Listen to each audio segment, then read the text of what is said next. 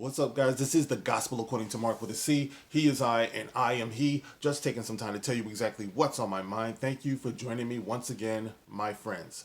Guys, I didn't plan on actually making a statement about this Gorilla Glue girl, but I've been following the story, and I feel like there's a lesson to be learned here, besides the obvious lesson that most people know who's working with a full deck. And I just want to speak on it. All right, you guys. Hopefully, you've all seen it by now.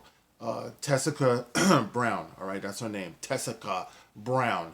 All right, aka the Gorilla Glue girl, got herself in a sticky situation when she somehow mistook Gorilla Glue, the most powerful or one of the most powerful adhesives on the planet, for a hair care product, and she went and put it in her hair, and it's pretty much glued her hair to her head, and it's not going anywhere. And I was just like, first of all, you look real stupid. You look like one of the dumbest people on the planet when you do something like that. I mean, I don't think that you found Gorilla Glue in the hair care product of your local Walmart. You had to actually go into a hardware aisle or store and say to yourself, somehow I'm gonna do this. But then, you're talking about the same type of people that go and put Fix-A-Flat up their ass, to give themselves a plumper bootay. All right, and it just it's pitiful when you really think about it, and it's sad because a long time ago, I remember taking a good look around the hood, right, and seeing like all of the choices that a lot of people make. And I remember thinking to myself, in the actions that they do, and I remember thinking to myself, you know what I think we need? We need, forget the Martin Luther King holiday and Black History Month, which this is, ironically. And I said to myself, what we really need is a Hug a Negro Day. All right, I know a lot of people are not going to like that, but I'm just telling the story. This is what I saw, right? A Hug a Negro Day. Because what I saw in the hood was a lot of special needs people. And when I say special needs, what I'm talking about is a need for special attention. Like, I think that when you're in a rundown area and, everything is busted around you and everyone has low self-esteem, and, you start to feel like you're in the land that time forgot, and people don't see you. They don't see what you need. When people are able to, they get up out of the hood, they leave, and they don't look back. So the ones who are in those areas tend to be stuck there. And when it goes for generation after generation after generation, I think there's this general feel that nobody cares about you. They just leave you, they forget you, and thus you have to be louder. You have to be more outrageous and do things to amplify your life. So all of the outrageous so-called fashion choices, like that rapper, and I put that in quotations, Lil Uzi Vert, he goes and implants a diamond in the middle of his head. Now, he's not poor, obviously. The diamond cost $24 million that he put in the middle of his forehead, but obviously he comes from nothing, so he thinks like nothing, so he feels like nothing, so he has to do these things to make him feel like something in the eyes of other people. And when I see things like that, like I said before, all I see are special needs people. So, the Gorilla Glue girl, all right, that's something, like I said, obviously stupid is as stupid does, and it doesn't get much more fucking stupider than that. But I was going to talk about it because, obviously it is what it is, man. You know what I mean? And, hopefully she would learn from it. But like a lot of people with that type of mentality, it's not enough. Obviously, there's a breakdown when it comes to a sense of accountability, which is something that I talk about a lot. All right, that's something that's missing in a lot of people. So it's one thing to make a dumbass mistake, right? But it's another thing to turn around and try to make money off of that mistake or put the blame on somebody else. So I saw a story where she's actually considering legal action. And I'm thinking, legal action against who? You know what I mean? Legal action against the Gorilla Glue company? It's clearly not a hair care product. So who would pick up a case like that? What type of blood-sucking lawyer? Okay, blood-sucking lawyer, I guess it makes sense, would pick up a case like this and actually, encourage her in that action. Maybe the glue is seeping into her brain, which is something I was actually worried about when I first heard the story. So it's one thing to feel sorry for somebody, because now I see people posting, feeling sorry for her. I see they're wanting to pay her hospital bills and they want to help her and everything. And, that's all well and good and stuff, but the overall message of it all, you know what I mean? Um, I mean, she's in a bad way, and I understand wanting to help and stuff, but there's got to be a balance there, man. You can't do stuff like that without pointing out the stupidity of it and the cautionary tale of it.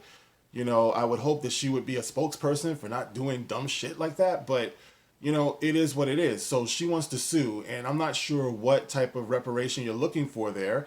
Maybe you want to get a warning label put on Gorilla Glue that says "Keep out of reach of dummies." Maybe that's what's going on. But you have people who are encouraging it, like say this dude Chance the Rapper, guys. Chance the Rapper, a tweet he makes. All right, he says, "I'm glad motherfuckers actually support her through this. When I watched the video the second time, it was hard to laugh because I could tell Shorty genuinely did not know she put one of the world's most powerful adhesives in her shit. I hope she recovers well." And then he has the little praying emoji, hashtag Gorilla Glue Girl. That's what you want to be known as, the Gorilla Glue Girl. All right, but there it is. Once again, it's okay to wish her well and stuff, but like I said before, the deeper problem here is like what's going on in the minds of people who are doing something like this. You know what I mean? It's like you have to challenge people to do better and be better, and also have a sense of accountability. It's like, how are you going to be like trying to sue people? Now, the Gorilla Glue Company, they actually made a statement also, and it says here, "We are aware of the situation, and we are very sorry to hear about the unfortunate incident that Miss Brown experienced using our spray adhesives on her hair. This is a unique situation because this product is not indicated for use in or on hair, as it is considered permanent." I know people try to get a perm, but there are easier ways. There's perms and then there's permanent. "Our spray adhesive states in the warning label, 'Do not swallow. Do not get in eyes, on skin, or on clothing.' It is used for craft, home, auto, or office projects to mount things to surfaces, such as paper, cardboard, wood, laminate, and fabric. We're glad to see in her recent video that Miss Brown has received medical treatment from her local medical facility and wish her the very best." All right, and that's your official statement from the Gorilla Glue Company. Suing them, I would imagine, is going to bring you absolutely, positively zilch. But there it is. And like I said, guys, the overall point of what I'm saying is that there comes a time when you have to encourage people to have a sense of accountability. This is the kind of thing that leads to generation after generation after generation after generation of welfare recipients. It shouldn't be that way. It shouldn't be acceptable that you can be having kids that you can't afford. You have to have accountability for that. And I believe that making dumbass decisions like this is a result of something like that. Now, people can say, "Oh, well, you don't know her. You don't know her." You're right. I don't know her. I tend to know people who are actually smarter than to do some shit like this. But at the same time, I do care about her. All right. I care about people who are making these terrible decisions. And I care about the quality of the one and only life that they have. I wish better for people. And I expect better for people. And I hope that they would expect better from themselves, and their kids. So stuff like this doesn't keep on going on. I don't like the image of her in a hospital in pain and stuff like that. You know what I mean? But at the same time, you can't make this the norm. You can't allow people to think, "Oh, well, mistakes happen." No, you did something very, very stupid. And I hope that she understands that. And I hope that people around her, while they're feeling sorry for her and throwing money at her and stuff, I hope that they understand that the only way to prevent something like this from happening again is to help people to realize that they're better than this. They can do better. They can get better out of life. And only then will things begin to turn around. All right, guys. It's a short statement. That's all I'm going to say about this for now. I'm on my way to work anyway, so hopefully some of this made sense. But I do wish her well, Tessica Brown. I wish you well, and be the beautiful young lady that you are.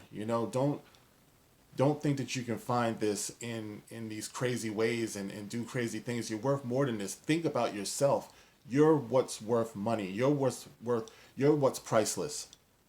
So be careful about what you put on your body. Be careful about what you put in your body. And let's just get better, and do better and teach better. All right, guys, that's it. You can like, you can share, you can subscribe. Of course, get in the comment section and let me know how you feel about all of this. When you heard about the story, what were your initial thoughts? I think it's just a case of stupid is as stupid does, and hopefully you can learn from it. But I don't want people, and I take offense to the SJWs who would expect such little from the people that they claim to respect so much. But that's just me. All right. So like I said before, like, share, subscribe. Catch me on Twitter. I'll leave the link to this story as well as a link to my Twitter page in the description below. And I will catch you on the next one. Thank you for listening, guys. This is The Gospel According to Mark with a C. Rock on.